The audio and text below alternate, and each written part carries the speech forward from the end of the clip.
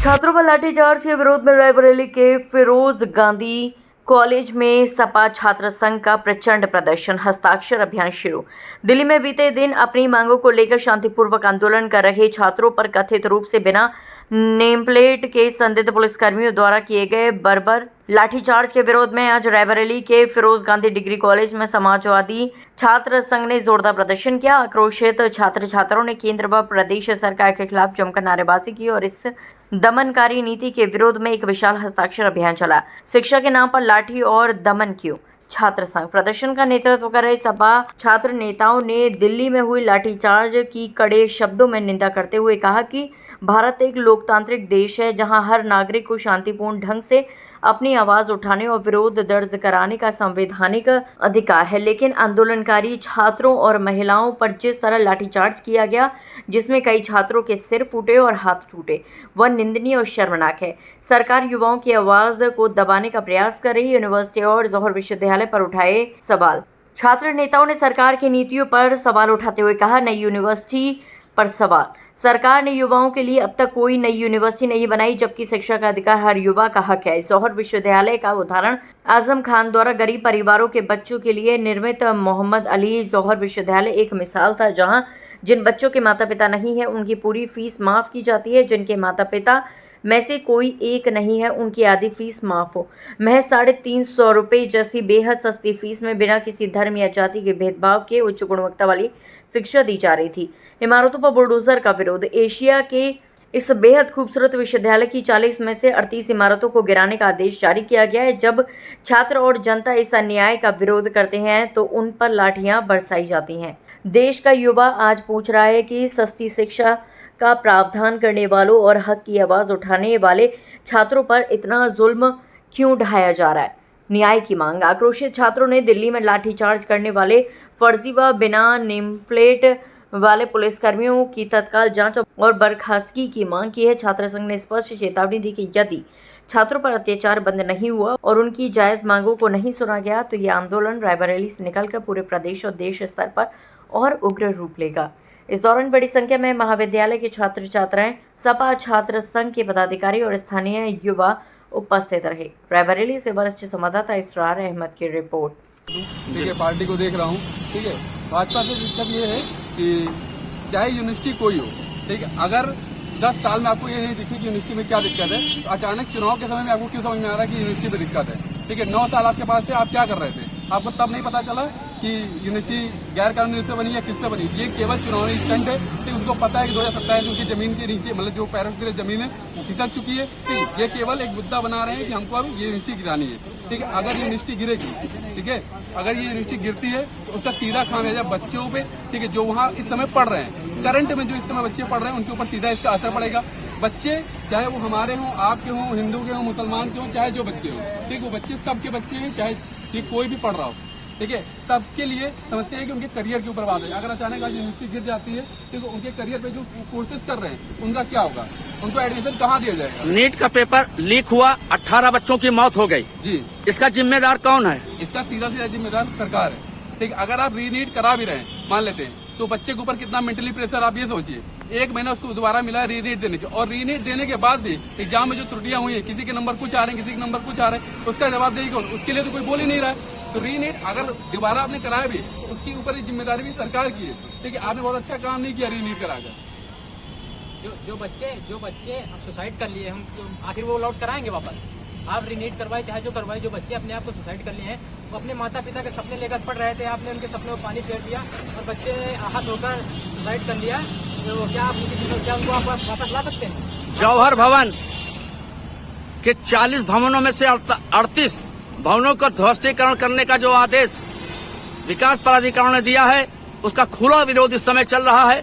Firoz Gandhi degree college के gate के पास हस्ताक्षर अभियान चल रहा है। हस्ताक्षर अभियान में देखिए नामालूम कितने लोगों ने अपने दुखों का इजहार किया है और साफ शब्दों में कहा है कि अगर जौहर यूनिवर्सिटी पर कोई आंच आती है तो छात्र संघ ही नहीं बल्कि देश के सभी ऐसे लोग जो इंसाफ परस्त लोग हैं, शिक्षा पर अपने बच्चों का पैसा खर्चा करते हैं, उनके लिए वो आवाज उठाएंगे, दिल्ली को घेर लेंगे और अपने विरोध का प्रदर्शन करते हुए उस कार्य को रोकने का पूरा पूरा प्रयास करेंगे।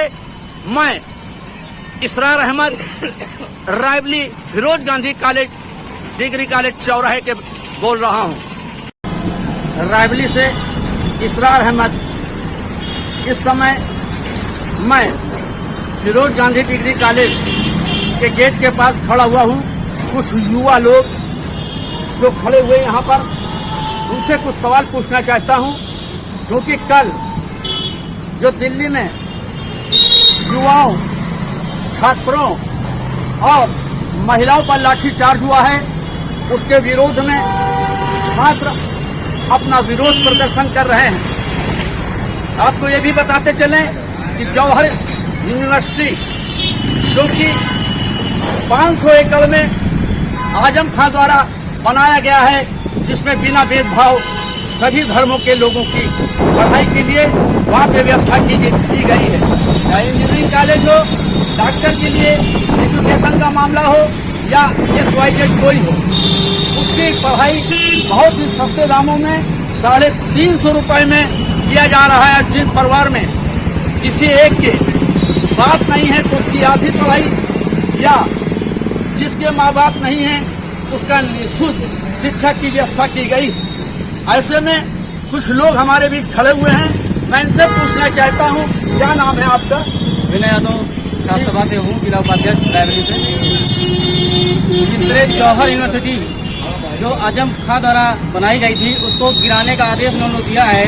वो भाजपा सरकार जिससे की राजनीति कर रही है छात्रों के ऊपर। जिस तरह कल जंतर मंतर पे आपने देखा लाठी बांधी गई, लड़कियों के, महिलाओं के ऊपर छीन लिए गए हैं। वहाँ पे बहुत बेदर्मी से भाजपा सरकार के गुंडे बिना बैच के पुलिस वाले वहाँ घूम रहे थे।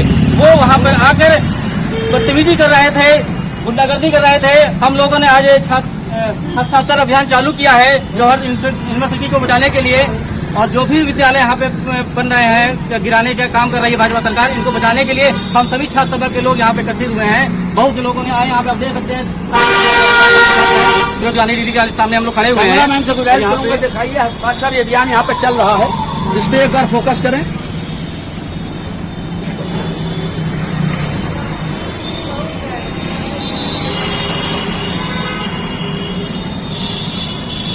जैसा कि सभी लोगों ने कल दिल्ली में देखा कि जिस तरह से बर्बरतापूर्वक लाठीचार्ज युवाओं और छात्राओं पर किया गया है, कभी आज तक अंग्रेजों के जमाने में भी इस तरह की बर्बरतापूर्वक जो है छात्रों पर लाठीचार्ज नहीं किया गया है।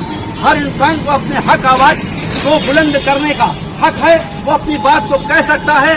लेकिन जिस तरह से छात्रों का मनोबल तोड़ा जा रहा है, उनको अपनी बात कहने से रोका जा रहा है, ये बहुत ही दुर्भाग्य का विषय है।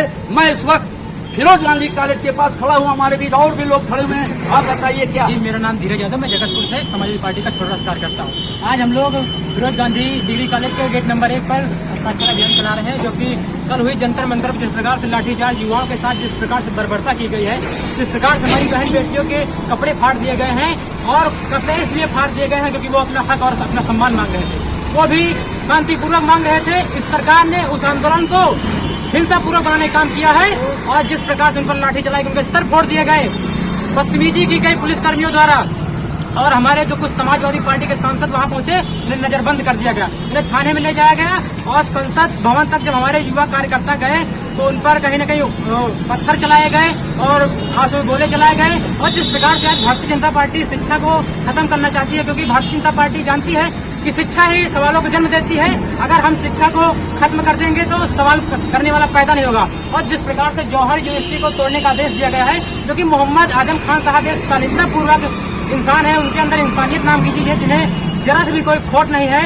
और जिनके माँ बाप नहीं, उनकी शिक्षा फ्री कराई जाती है, जिनके मतलब माँ बाप में एक है, उनका आधा लिया जाता है, उनके कॉपी किताब फ्री दिया जाता है। और मोहम्मद आजम खान साहब एक विचारधारा वाले व्यक्ति हैं, संघर्षशील वाले व्यक्ति हैं, उन पर किस प्रकार से जुल्म ढाले जा रहे हैं, ये हम लोग बर्दाश्त नहीं करेंगे। और इस देश में हिंदू मुसलमान नहीं हो रहे हैं, क्योंकि इस देश की आजादी में हिंदू मुसलमान ने एक थाली में खाना खाया था और एक साथ बैठ करके आजादी की लड़ाई लड़ी थी। नहीं, आज इस देश कभी आजाद नहीं होता पत्रकार महोदय।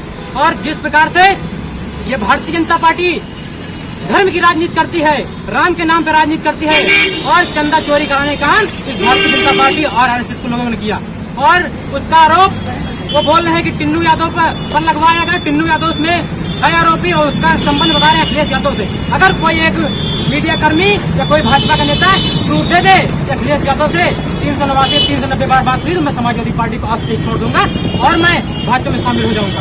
लेकिन जिस प्रकार से झूठी तुष्टिकार राजनीति कर रही भारतीय जनता पार्टी और जनता के बीच में एक नैरेटिव मैसेज फैलाने का काम करती है, हम लोग इसको बर्दाश्त नहीं करेंगे और इस देश की शिक्षा के लिए हम लोग आगे लड़ने का काम करेंगे। और हम लोग समाजवादी संघर्षशील लोग हैं, किसी डरते नहीं है। अगर सीने पे गोलियां सीने पे लेने का काम करें, पीठ दिखा के नहीं भागेंगे। ये भारतीय जनता पार्टी समझ ले, ये समाजवादी पार्टी एक आंदोलन है, एक विचारधारा है, डटकर मुकाबला करने वाली पार्टी है, कोई बिकने वाली पार्टी नहीं।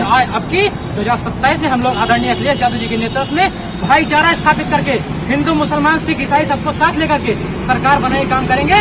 और जिस प्रकार से 2012 से 2017 तक धुआंधार से इस प्रदेश में विकास हुआ था, उस प्रकार से फिर विकास की गाड़ी चलेगी। और जिस प्रकार से बाबा का बुलडोजर चंदा चोरों पर न चल करके जो हर यूनिवर्सिटी पर चलने का काम करता है, ये बेहद शर्मनाक है कि चंदा चोरों पर न चल करके एक शिक्षा के मंदिर में जहाँ से बच्चे इंजीनियर, डॉक्टर, प्रोफेसर, कहीं न कहीं टीचर बनने का सपना ख्वाब लेकर जाते थे, आज वो यूनिवर्सिटी को तुष्टिकार करने का आदेश दिया। क्या यही मानसिकता है?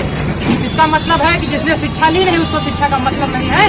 और माननीय मुख्यमंत्री जी, मेरी बात सुन लीजिए आप कि अगर आप उस यूनिवर्सिटी को बचाएंगे तो आपका सम्मान करेगी जनता, नहीं आपको जिस प्रकार से आप तुष्टिकार की राजनीति करते हैं ये बेहद शर्मनाक है, बेहद निंदनीय है।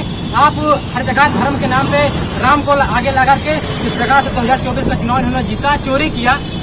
और अब की बार प्रभु श्री राम की जो इनको प्रभु श्री राम की इच्छा इन पर चली गई है और प्रभु श्री राम का इनको श्राप लगेगा, इनके मंदिर में चोरी की गई है।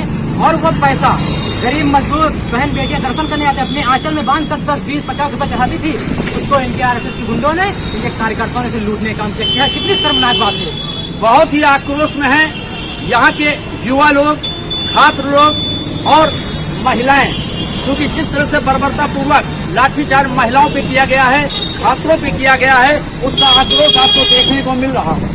जौहर यूनिवर्सिटी को बचाने के लिए समाजवादी पार्टी के युवा लोग सामने आ चुके हैं और वो अपनी आवाज को बुलंद कर रहे हैं। उन्होंने साफ शब्दों में कहा कि जिस तरह से महिलाओं को घसीटा गया, लोगों के सर फोड़े गए, कपड़े फाड़े गए, ये बहुत ही दुर्भाग्य का विषय है। हमारे बीच और भी लोग खड़े हुए हैं। क्या नाम है आपका? नाम शुभम लोहिया है, मैं जिला अध्यक्ष समाजवादी छात्र सभा रायबरेली। देखिए, मैं सरकार से केवल 2 सवाल पूछता हूँ। ये यूनिवर्सिटी क्यों तोड़ी जा रही है? मोहम्मद अली जौहर यूनिवर्सिटी क्यों तोड़ी जा रही है? क्या उसको आजम खान जी ने बनवाया इसलिए तोड़ा जा रहा है, या मोहम्मद अली जौहर जी के नाम से या इसलिए तोड़ा जा रहा है? तो सरकार ने भ्रष्टाचारण का आदेश क्यों? और मैं सरकार से एक सवाल ये भी पूछना चाह रहा हूँ कि अपने 10 साल के कार्यकाल में नरेंद्र मोदी ने कितनी यूनिवर्सिटियाँ इस देश अगर बनवाई हैं तो है कहाँ? आप लगातार इस देश में 10 साल से सत्ता में काबिज हुए हैं। आप हमको नौजवानों के लिए आपने किया क्या है? सबसे बड़ा सवाल है कि आपने नौजवानों के लिए क्या किया है? अगर नौजवान इकट्ठे होकर अपनी मांगे रख रहा है तो आप उसको लाठी से मरवा रहे हैं। हमारी बहनें और हमारी बेटियां अगर आंदोलन में जाती हैं तो उनके कपड़े फरवा रहे हैं। आप वहीं से जंतर मंतर से 1 किलोमीटर के दायरे में आपके संसद भवन के अंदर थे, आप वहाँ से चोरों की तरफ भाग गए। आप दांत चियारते हुए निकल लिए वहाँ से। हम कह रहे हैं कि आप अपना एक बयान दे देते। आप छात्रों से बात कर लेते कि ये 20 दिन से भूखे छात्र हैं और अपना रुपया पैसा लगा के ट्रेनों में धक्के खाकर पहुँचे हैं। ये पहुँचे हैं तो इनकी समस्याएं बड़ी होगी। लाखों की संख्या में छात्र पहुँचे थे, हमारे यहाँ बीच में भी मौजूद है, छात्र जुड़ रहे थे। तो और दूसरी चीज़, यूनिवर्सिटी आप तोड़ रहे हैं जहाँ लाखों बच्चों का भविष्य कैद है।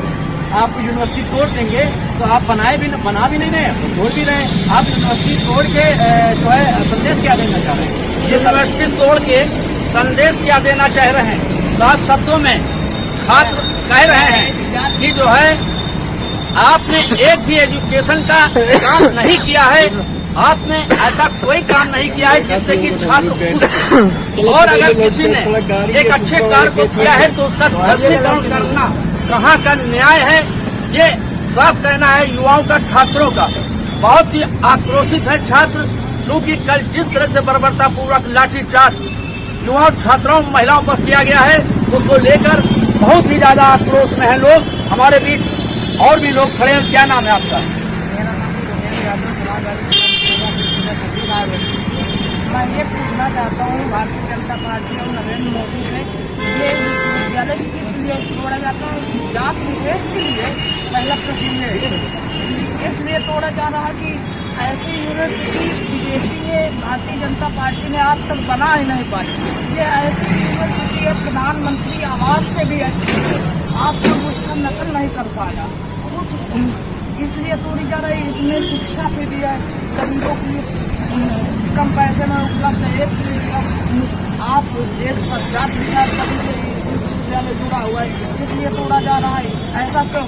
ये सोच रही है सरकार, तो मेरा खून बह जाएगा, विश्वविद्यालय खून बह जाएगा विश्वविद्यालय को बचाने के लिए, क्योंकि साफ कहना है छात्राओं का, यह किसी मुस्लिम का नहीं है, यह शिक्षा का मंदिर है। यहाँ पर हिंदू, मुसलमान, सिख सभी धर्मों के लोग शिक्षा ग्रहण करने के लिए आते हैं और शिक्षा ग्रहण करके बड़ी बड़ी पोस्टों पर जाते हैं। मैं रायबरेली से संवाददाता इसरार अहमद, जुड़े रहिए अगले समाचार के लिए। तब तक के लिए धन्यवाद। जय हिंद, जय भारत।